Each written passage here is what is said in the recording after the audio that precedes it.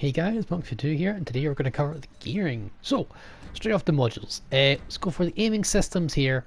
Best choice, really. Unless you can go AA guns if you really hate planes, but really not making much of a difference. Propulsion, because steering is another option. It's quite kind of clumsy, the gearing, but you could run, I recommend propulsion.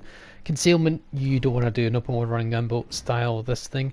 And you could run torpedo launchers, but I think it's worth speccing into main battery and making yourself defendable. If you spec for guns, then there's always, you could do torps and guns. If you spec for torps, then you're kind of restricting yourself a little bit. Think about the gearing. It's got 6 double barreled gun turrets, okay, which is a good idea because it's easier to shoot than it would be, say, a Fletcher, which has only got 5 single barreled ones. Additionally as well, we look at here real quick, you have to give pretty much an angled broadside to fire all the guns in the Fletcher, whereas you can fire the majority of the guns in a gearing while effectively bow tanking and limiting your profile. But the gearing is very chunky. It's a fat Fletcher that's had too many destroyer kills and he's eaten up too much, basically. If you take a look at Fletcher, you see 5 times by 1 single turrets, whereas it's got 3 double turrets. So I think it has one more gun, but the problem with the gearing is its armor is awful. Additionally as well, it gets these really interesting torps, 16.5 kilometer range, 66 knots, 18k damage, and a 1.4 detectability. Very good torps, but a very long reload. A is pretty good because it's the American DD. Concealment, not great, 5.4, pretty decent enough though. And yeah, pretty much very interesting.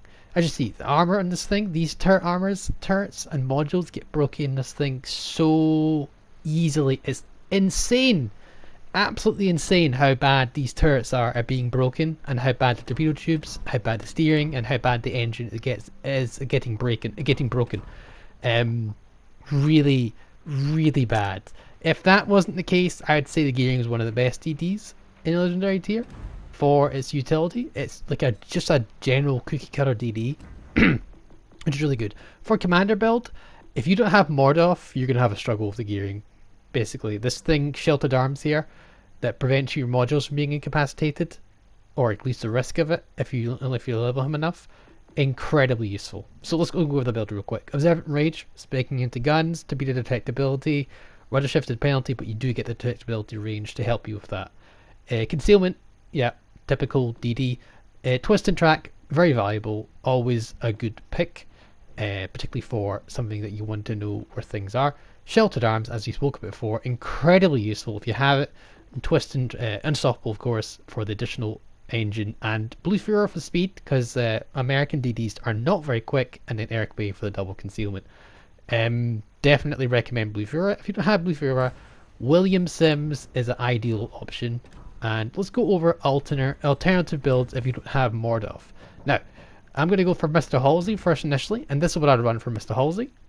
So same pretty much thing, except I just go for the smoke instead of the special thing. Again, William Sims instead of Blue Fuhrer. Arleigh Burke is actually something I'd recommend, to be honest, because the quick fix skill. It makes your makes your modules more durable against HE damage. Also gives you the steering gear and engine remain functional, and just reduces your splash damage. It's essentially a mini Mordoff skill. Look at me now, and then so we don't have to track 1,000 cuts or torpedo reloads, and then sidestep or smoke in the water, both are good. And I'd still run unstoppable because it does actually reduce your engine repair time, and it also gives you a better damage control when you're fighting other DDs, which is very, very valuable. Inspiration is obviously not Genichi Mikawa. I don't use Arleigh Burke, but if you don't have Mordoff, I'd recommend it. So you go for Eric Bay when I can find him. Yeah. And then you go for William Sims or something like that. So like Philip Bian, or actually Terwit would be really good. Reginald Terwit would be actually exceptional if you could find him. If I can find him, he'd be pretty good for that as well. But yeah. Albert Gleaves, this is what you'd run here. I wouldn't spec into Torpedo Safari, it's kind of a waste of the point. 16.5 kilometer range is more than enough. Spec into detectability to torpedoes, and yeah, twist smoke in the water. It's very similar builds. You just want to use subsurface venture for the additional torpedo speed and reload with Eric Bay. And if you don't have Azure Lane Adigo, I'd recommend Reginald Tirwit because it does 2 birds for 1 stone. it does the torpedo reload even more, and it does increase your impairment, steering gear impairment chance reduction, which is really good. It's not much, don't get me wrong, but it does help. It does help, and it is all valuable stuff. This was a long discussion on the build of the gearing. It's such a versatile DD. I would say it's essentially, at the minute, it's like the lightning of legendary tier. So yeah, there we go. Anyway, heading to a game here, and as I said, I'm not too impressed with the gearing, but it is essentially a slightly worse Fletcher, but in legendary tier. And the Fletcher's a very good boat, so yeah, it's yeah. I would say it's a fat Fletcher. That's what I'd do. Fat Fletcher with different torps, and that's about it. The modules break really easily. This is a big problem. Good thing about it though, these 16.5 competent torps, you can fire them straight away, and you can cover a cap pretty early. I guess especially if you have twist and track, you can tell where their spawns are at, and in order to contest the cap, they have to get through your torpedoes. And these torpedoes are not bad. 66 knots and 1.4 detectability with 18k damage. That's just stock. That's not without running Albert Gleaves. If you spec a fully spec torpedo build and gearing, it's really not that bad a choice, because you're still pretty tough as a gunboat. You're not the best. You're gonna lose to a Kleber. You're gonna lose to a Khabba, but you'll probably win against Tsushima, assuming you don't get torped. But one of the biggest issues with the gearing is it's such a big destroyer, and unlike the Khabarovsk that has speed on its side, because the Khabarovsk is quite large as well, but it has 50mm plating and it has speed. Gearing does not have that advantage. So basically what this means is whenever you get into gunfights, you're gonna get hit because you're such a large boat and you can take a lot of damage. So yeah, typical start though for playing a gearing I might recommend here is torp the cap. Definitely worth it. You know, you could save a set if you want, but torping objectives is very good. You tend to get a lot of random dev strikes off that, and just generally you can be it's very good play. As you can see, the size of this thing is a big comparison. It's about essentially a little bit more than half of the I'll get hit there. A little bit more than half the Baltimore in terms of size. It's very easy to hit as a DD. We have to turn here. I don't like this, but we need to get into the cap, otherwise we're not doing great. And ugh, we narrowly avoid these torpedoes, because that's definitely a Shimakaze right there. Hopefully Baltimore dodges. Baltimore does dodge, and the battleship does not. Oh god. Well, as I said, gearing's not really great at anything. Besides zoning torps, it's pretty good at that. But again, Shimakaze I think beats them in that regard. What is really decent at is the shell arcs of the Fletcher as well. It's got the same sort of shell arcs. It's very floaty shells that fire over islands pretty comfortably. So you get someone else spotting a ship for you, you can shell them all day. But you only got the 5% fire chance, so you don't set fires that often. They do take a while to get there. You don't have the same sort of AP that the Khabba has, and stuff like that. So we see a Kagero here, and it's the Kagero on the Shimakaze, that's what we know what's in here. So we're going to gun down the Kagero, and like, for legendary DD, I feel that just seems to lackluster. I don't think we hit many shells there. Sorry, we hit 17 shells and we've only done 8,000 damage. I just feel that's a bit lackluster. You know, I don't know. Maybe that's just me. For a legendary destroyer, I expect him to be a lot more powerful. So, oh, we do actually torp maybe the Shima? I'm not sure. And this is what comes in everything. This thing is fat and slow, and dodging torpedoes is not an easy feat. We do pull it off this time, but we need to be more careful. We could pop a smoke screen here, but at this point we are going to pop our smoke. But I just wanted to hold off as long as possible, because I don't know what's going on here, and burning the smoke early can be a big problem. As you can see, you lose so much damage. Probably should have burned the smoke a little bit earlier in retrospect, but you can see it's just, I find the guns to be lackluster. They're still good guns, but for... Oh, can we dodge this? Oh, this turning, man. Yeah, investing in steering gear is not a bad idea. We do see the Kagero, he does pop up. and I didn't want to give up this cap to really get the cap going, so we finish off Kagero. Oh well, it does. It's good. We had a little bit of support. We've got plenty of support actually. We've got a good amount of support here. It's definitely worth keeping these and holding the ground. You can still contest the cap pretty comfortably here. This 2-minute smoke is very effective, which means you can get some really good plunging shots in.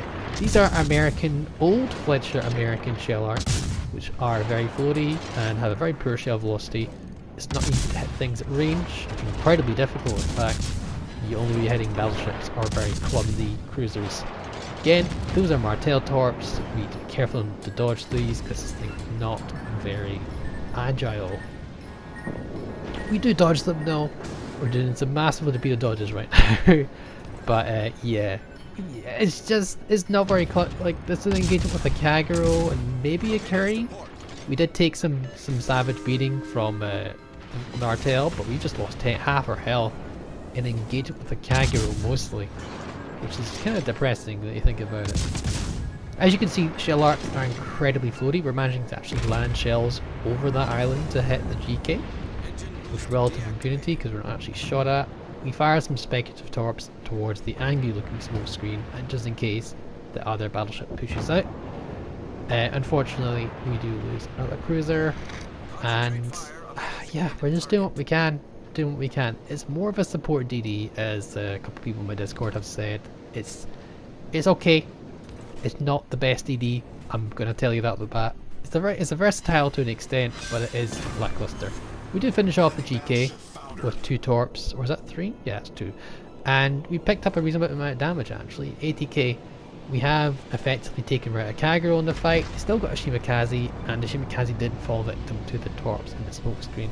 He at least knows what he's doing. He's not going to be careful. He's not going to rush the capture point. So, what we're going to do here, again, I've boosted the speed, but it's still pretty slow. We're going to put ourselves into the decap, and we're going to try and contest that. Shimakaze will outspot me, and if he gets enough team support, that could be very, very bad. Cleveland's got off to the edge of the map there, so unfortunately we don't have to. Fortunately for us, we don't have to worry about him.